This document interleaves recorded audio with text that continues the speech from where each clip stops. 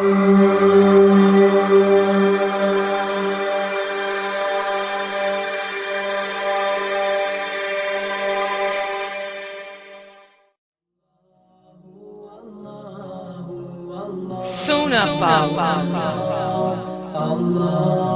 protectors of the Sunnah. Sunnah protectors of the Sunnah.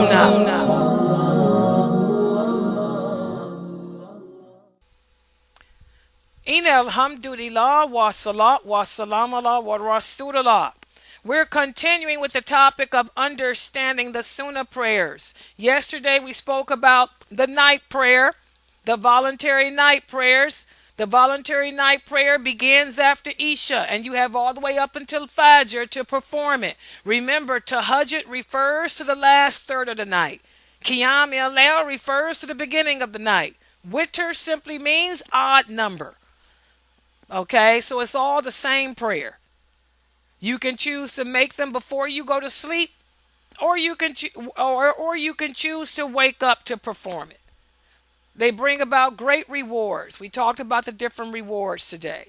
Well, now what we're going to speak about is another voluntary prayer or another Sunnah prayer. This prayer is called the Duha prayer. The Duha prayer. The Duha prayer. And just like the night prayer, it brings many rewards too. For example, the Prophet sallallahu alaihi wasallam said charity is required from every part of your body every day. Whenever you say glory be to Allah, this is an act of charity. Every time you say praise be to Allah is an act of charity. Every time you say there is no God but Allah, that is also an act of charity. And every time you say Allah is the greatest, this too is an act of charity.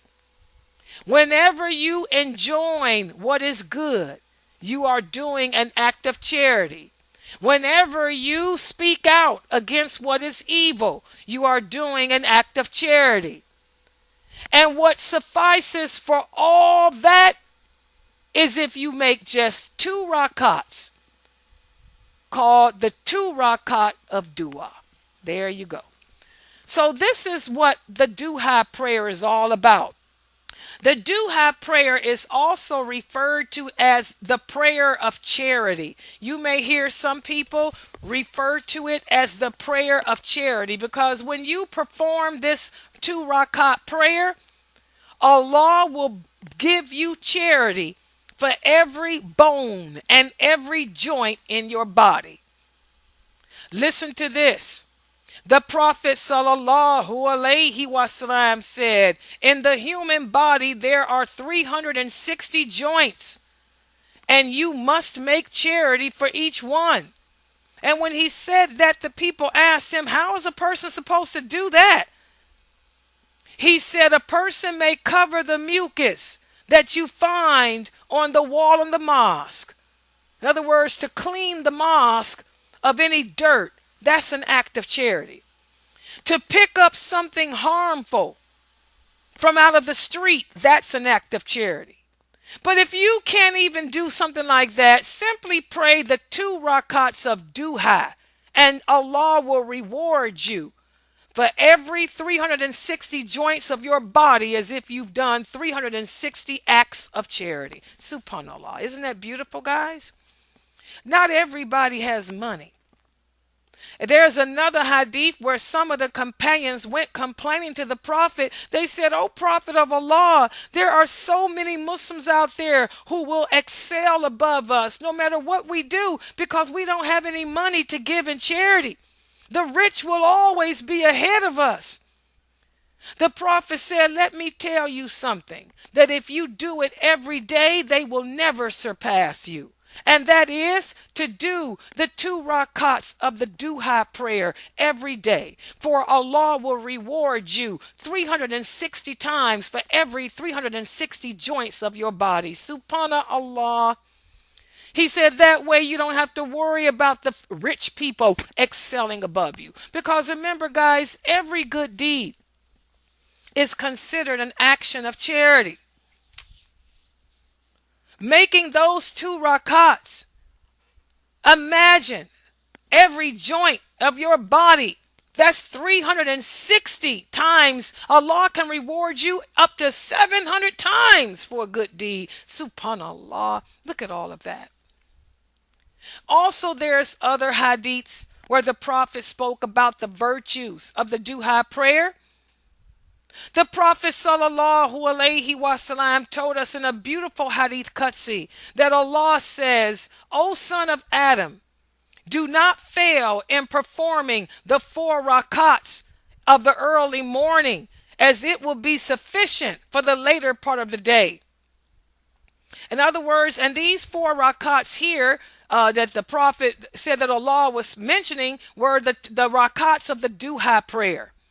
The duha prayer. The duha prayer. Because the duha prayer is prayed in the early morning. You guys know Fajr means dawn. So he wasn't talking about Fajr. Early morning refers to the duha prayer. Also, we have another hadith where the Prophet sallallahu alaihi wasallam sent an expedition out, and they received a lot of war booty and came back with it. The people were talking about their victory and all the money and stuff that they received. At this point, the Prophet sallallahu alaihi wasallam said, shall I not tell you about something that will bring you even closer to Allah than winning a battle? He said to make wudu and then go to the mosque and pray the duha prayer. That is the closer battle and the better war booty, and will bring a quicker return from with Allah for you. Subhanallah. Also in another hadith, Abu Hurairah tells us, he said, my friend the Prophet gave me advice to do 3 things. He advised me to fast 3 days out of every month. He also advised me to pray the witr prayer before I sleep. And he also advised me to pray the duha prayer in the early morning. And Abu Hurairah never not did those 3 things. He did them every day up until he died. So again, more virtues. All of these are virtues of performing the duha prayer. And I want you guys to look at this last hadith I put here. One of the companions said, during a journey, I saw the Prophet pray 8 rakats in the early morning. And when he finished, he said, I prayed my prayer wishing and fearing Allah. I asked Allah to give me 3 things, and he gave me 2 of them and withheld 1 from me. And then I asked him to not put my nation to trial through famine, and he granted me that request. And I asked him that to not allow my nation to be overpowered by their enemies, and he granted me that request. And then I asked him to not allow my people to split and divide into groups, but he refused me that. So here we can see too, this is what you do when you make the duha prayer. This is when you ask Allah for whatever it is you want.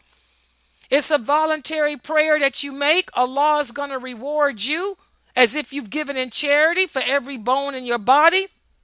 And also it's a time to ask Allah to give you whatever it is you want. Oh Allah, I need a new car. Oh Allah, I need a new house. I need a job. I need to be more well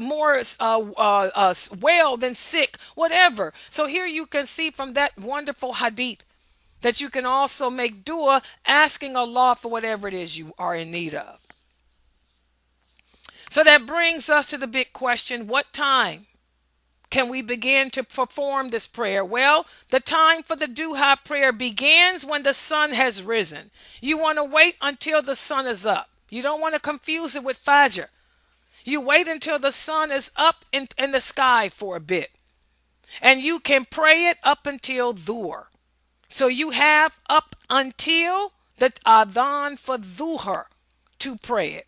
So you have from the time that the sun has risen When you can see the red, the ball or the disc of the sun, that's a good time to pray it. You can pray when the sun has risen up until the Dhuhr prayer. We have a hadith whereas the Prophet sallallahu alaihi wasallam went to the people of Cuba and they were performing the Duha prayer, and he said, this is the prayer of devotion, and it should be observed when your young camels feel the heat of the sun. In other words, when the sun has risen. So that's the time. You wait till the sun has risen, and then you can pray the Duha prayer, and you can pray it up until Dhuhr. The Prophet used to delay it up until close to Dhuhr. Okay? And that brings us to another question. How many rakats is the Duha prayer? Well, the minimum number is 2, as we read in the other hadith, 2 rakats. The most that the Prophet would pray were 8 rakats. And then we have some hadiths where the companions prayed 12. One of the companions was asked, did the other companions pray that prayer? The answer was yes. Some of them would pray 2 rakats, some would pray 4, and some would continue until half the early day had passed. So they would do 12. When the sun rises, they would make 2. Then they'd wait an hour and make 2 more, and then 2 more, and then 2 more up until Dhuhr. Just like the night prayer, you can pray all night if you want to, up until Fajr. The same with the Duha prayer. The Duha prayer, you can pray those rakats, as many rakats as you want, up until the time for Dhuhr. But the minimum amount is 2. We have the hadith of Hani. She said the Prophet sallallahu alaihi wasallam prayed 8 rakats of the Duha prayer. And he made taslim after every 2 rakats. Remember, we talked about how when we're praying the sunnah prayers, it's best to make them in 2s. So he would pray 2, then give salams, then 2 more, give salams, then 2 more and give salams. He would pray 8. And then we have the hadith of Aisha. She saw the Prophet pray 4 rakats for the Duha prayer. Okay, so again, you can pray as many as you want. The minimum is 2. Why is it not the minimum 1? Can anybody figure that out? I'm going to put this on the quiz tomorrow. Using your intellect, can you figure out why we cannot pray 1 rakat for Duha? Because we don't want it to resemble the witr. Hello. Because you can make 1 rakat for the witr, for the night prayer. You want to differentiate the Duha prayer from the night prayer. The night prayer can be anywhere from 1 rakat to as many as you want. Well, I don't want you to be confused to think I'm praying a night prayer. So the Duha prayer is 2 rakats minimum. 2 rakats minimum. And I know you're not going to think I'm praying Fajr, because we all know that we cannot pray Fajr after the sun rises unless you overslept. So there's no way if you saw me like this man standing out in the desert, you wouldn't think I was making Fajr. You would say, oh, she must be praying the Duha prayer. 2 rakats. Okay? So thus, guys, that's all you need to know about the Duha prayer. It's a voluntary prayer that can be prayed anytime after the sun has risen up until the Adhan for Dhuhr. It's a prayer of charity, meaning that Allah will give you reward as if you've given in charity for every joint in your body. And also when you're making that prayer, the minimum amount is 2 rakats. And also when you're praying, you can ask Allah for whatever it is you want. Oh Allah, I need a new car, I need a new husband, I need a new wife, I need a baby, whatever it is. And on that note, we'll stop right here for today. Tomorrow.